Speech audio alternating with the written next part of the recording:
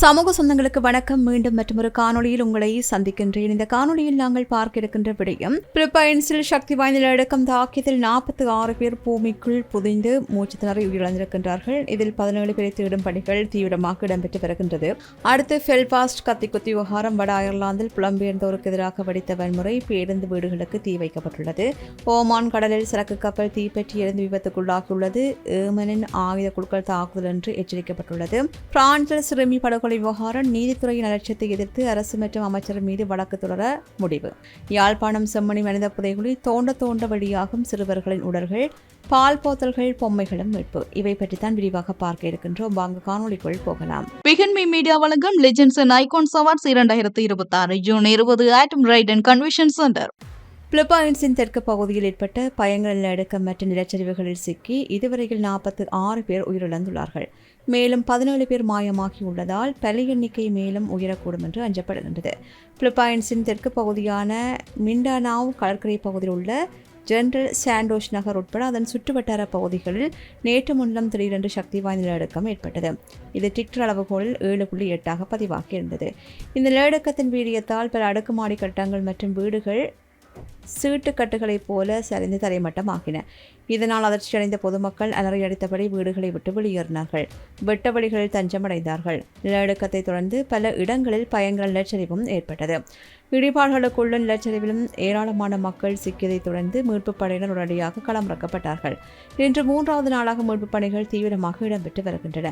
கிட்டத்தட்ட 46 பேர் இதில் உயிரிழந்திருக்கலாம் என்று அஞ்சப்படுகின்றது. 17 பேரை தேடுகின்ற பணிகள் மேலும் முடுக்கிவிடப்பட்டிருக்கின்றது. நிலநடுக்கம் ஏற்பட்டவுடன் பிலிப்பைன்ஸை சுற்றியுள்ள தீவுகளுக்கும் சுனாமி எச்சரிக்கை விடுக்கப்பட்டமை குறிப்பிடத்தக்கது. இதனால் கடலோர பகுதியில் உள்ள மக்கள் பெரும் பீதியடைந்தமையும் குறிப்பிடத்தக்கது. அடுத்து வடக்கு பெல்பாஸ்ட் பகுதியில் நடந்த கத்திக்குத்து சம்பவத்தை தொடர்ந்து வட அயர்லாந்தின் பல்வேறு பகுதிகளில் புலம்பெயர்ந்தோருக்கு எதிராக பயங்கரமான வன்முறை வெடித்துள்ளது. வன்முறை கும்பலால் வீடுகள், கார்கள் மற்றும் பொது பேருந்து ஒன்று தீ வைத்து எரிக்கப்பட்டதால் ஒட்டுமொத்த பகுதியும் போர்க்களமாக மாறியுள்ளது. கடந்த திங்கட்கிழமை இரவு வடக்கு பெல்ஃபாஸ்டில் 40 வயது மதிக்கத்தக்க ஒருவர் கண், கழுத்து மற்றும் முதுகு பகுதிகளில் கத்தியால் கொடூரமாக தாக்கப்பட்டார். படுகாயமடைந்த அவர் தற்காப்புக்காக மருத்துவமனையில் அனுமதிக்கப்பட்டார். இந்த தாக்குதல் நடத்தியதாக 2023 இங்கிலாந்துக்கு வந்த அகதி அந்தஸ்து பெற்ற சூடான் நாட்டைச் சேர்ந்த 30 வயது நபர் ஒருவரை பொதுமக்கள் பிடித்து போலீசாரிடம் ஒப்படைத்தனர். கைது செய்யப்பட்ட அந்த நபர் மீது கொலை முயற்சி, கொலை மிரட்டல் மற்றும் பொது இடங்களில் ஆயுதம் வைத்திருந்ததாக குற்றம் சாட்டப்பட்டு நீதிமன்றத்தில் முன்னிலைப்படுத்தப்பட உள்ளார். சூடான் நாட்டவர் தாக்குதல் நடத்துகின்ற வீடியோ சமூக ஊடகங்களில் வேகமாக பரவியதைத் தொடர்ந்து அதற்கு எதிர்ப்பு தெரிவித்து போராட்டங்கள் தொடங்கின. அப்போது முகமூடி அணிந்த சுமார் 100க்கும் மேற்பட்ட இளைஞர்கள் வன்முறையில் இறங்கினர். நகரின் பல இடங்களில் கார்கள், குப்பை தொட்டிகள் மற்றும் ஒரு பொது பேருந்து தீ வைக்கப்பட்டது. வன்முறை காரணமாக பெல்ஃபாஸ்ட் நகரின் பொது போக்குவரத்து சேவைகள் அனைத்தும் முழுமையாக நிறுத்தப்பட்டுள்ளன. செவ்வாய்க்கிழமை இரவு மட்டுமே தீயணைப்பு துறையினருக்கு 256 அவசர அழைப்புகள் வந்துள்ளன. அவர்கள் விரைந்து சென்று 62 தீ விபத்து சம்பவங்களை கட்டுப்படுத்தியுள்ளார்கள். தாக்குதல் நடத்தியவர் புலம்பெயர்ந்தோர் என்பதால் அங்கு வாழும் கருப்பின மற்றும் புலம்பெயர்ந்த மக்கள் குறிவைத்து தாக்கப்படுகின்றார்கள். அவர்களின் வீடுகளின் ஜன்னல்கள் உடைக்கப்பட்டு தீ வைக்கப்படுவதால் பல குடும்பங்கள் வீடுகளை விட்டு தப்பியோடி வெட்டவெளியில் தஞ்சமடைந்துள்ளார்கள். மேலும் பாலிக்லேர் பகுதியில் உள்ள துருக்கிய சிகை அலங்கார நிலையம் ஒன்றும் வன்முறையாளர்களால் சேதப்படுத்தப்பட்டுள்ளது. இந்நிலையில் அரசியல்வாதியாக இருப்பவர் யாரும் பிளவுகளையும் வெறுப்பையும் தூண்டிவிடக்கூடாது. இந்த வன்முறை பிளவை தூண்டுகின்றவர்கள் மீது கடுமையான நடவடிக்கை எடுக்கப்படும் என்று பிரதமர் கீர் ஸ்டார்மர் கூறுகின்றார். இந்த வன்முறை முற்றிலும் ரவுடித்தனம் மற்றும் கோழைத்தனமான செயல் என்று தெரிவித்தார். இத்தகைய அழிவு மற்றும் வன்முறைக்கு எந்த நியாயமும் இல்லை என்று தெரிவிக்கப்பட்டது. பிரித்தானிய காமன்ஸ் அவையின் வாராந்த பிரதமர் கேள்வி நேர அமர்வில் இந்த சம்பவம் குறித்து கேள்வி எழுப்பப்பட்டது. மக்களின் துக்கத்தையும் கோபத்தையும் வன்முறையாக மாற்ற தூண்டும் சமூக ஊடக தளங்கள் மீது கடுமையான நடவடிக்கை எடுக்கப்படுமா என்று கேட்கப்பட்ட கேள்விக்கு பதிலளித்த பிரதமர் ஸ்டார்மர், வன்முறை தூண்டுகின்றவர்கள் மீது சட்டம் பாயும் என்றும் பொதுமக்கள் அமைதி காக்க வேண்டும் என்றும் கேட்டுக்கொண்டுள்ளார்.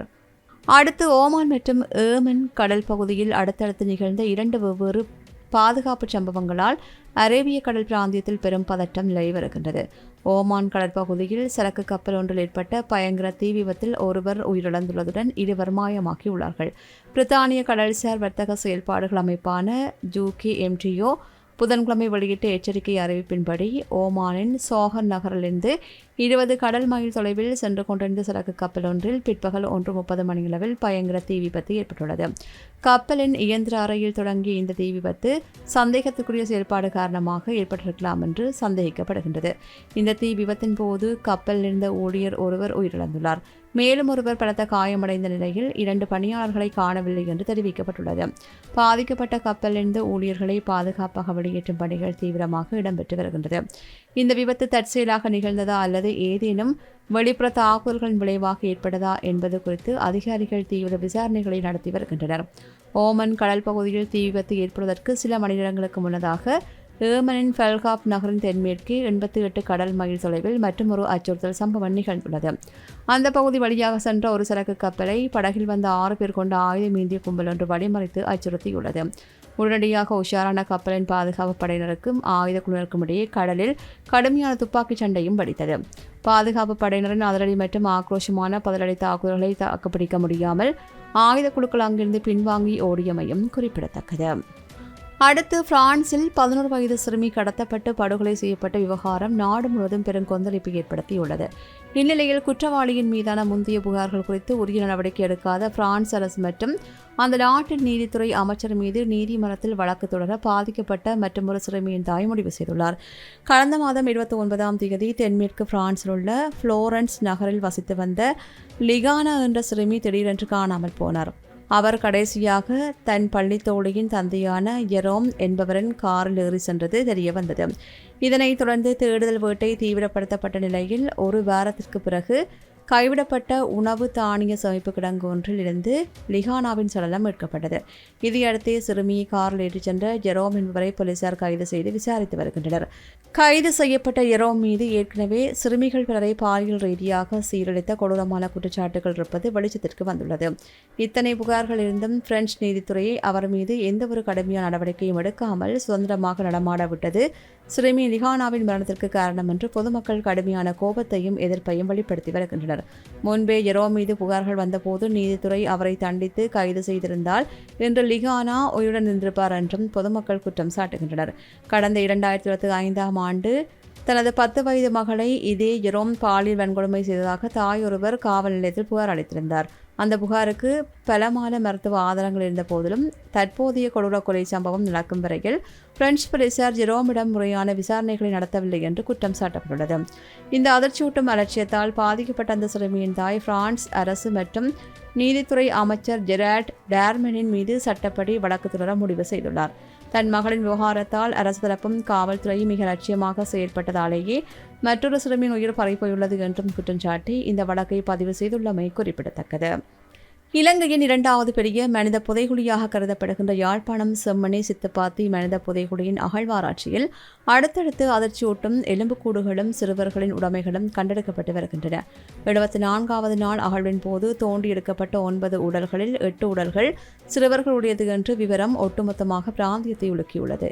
நீதிமன்ற உத்தரவின் பேரில் தடயவியல் தொல்பொருள் ஆய்வாளர்கள் பேராசிரியர் ராஜ் சோமதேவா மற்றும் யாழ்ப்பாணம் சட்ட மருத்துவ அதிகாரி செல்லையா பிரணவன் ஆகியோரின் வழிகாட்டலின் கீழ் இந்த புதைகுழியின் அகழ்வாராய்ச்சி பணிகள் கடந்த 2025ஆம் ஆண்டு மே மாதம் 15ஆம் தேதி முதல் முறையாக ஆரம்பிக்கப்பட்டன. தற்போது இதன் 3ஆம் கட்ட அகழ்வாராய்ச்சியின் பணிகள் தீவிரமாக நடந்து வருகின்றன. கடந்த ஜூன் 8ஆம் தேதி திங்கட்கிழமை 73 மற்றும் 74வது நாட்களில் இடம்பெற்ற விசாரணைகளை கண்காணித்த பின்னர் சட்டத்திறனிகளான ரணிதா ஞானராஜா மற்றும் VS நிரஞ்சன் ஆகியோர் ஊடகங்களுக்கு விவரங்களை வெளியிட்டனர். 74வது நாள் அகழ்வின் போது மீட்கப்பட்ட 9 உடல்களில் 8 உடல்கள் சிறுவர்களுடையது என்று உறுதி செய்யப்பட்டது.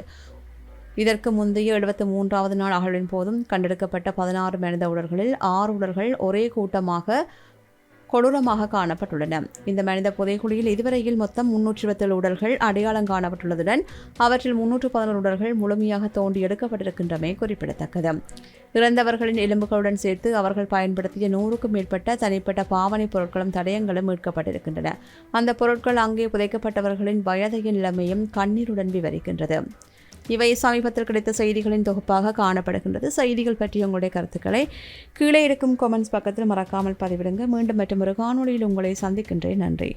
இது போன்ற பல செய்திகளை தெரிந்து கொள்ள நம்முடைய சமூக மீடியா யூடியூப் சேனலை சப்ஸ்கிரைப் செய்து அருகில் உள்ள பெல் பட்டனை கிளிக் செய்யுங்கள். மேலும் செய்திகளை உடனுக்குடன் தெரிந்து கொள்ள சமூகமீடியா.com என்ற இணையதளத்தின் வாயிலாக எங்களுடன் இணைந்திருங்கள்.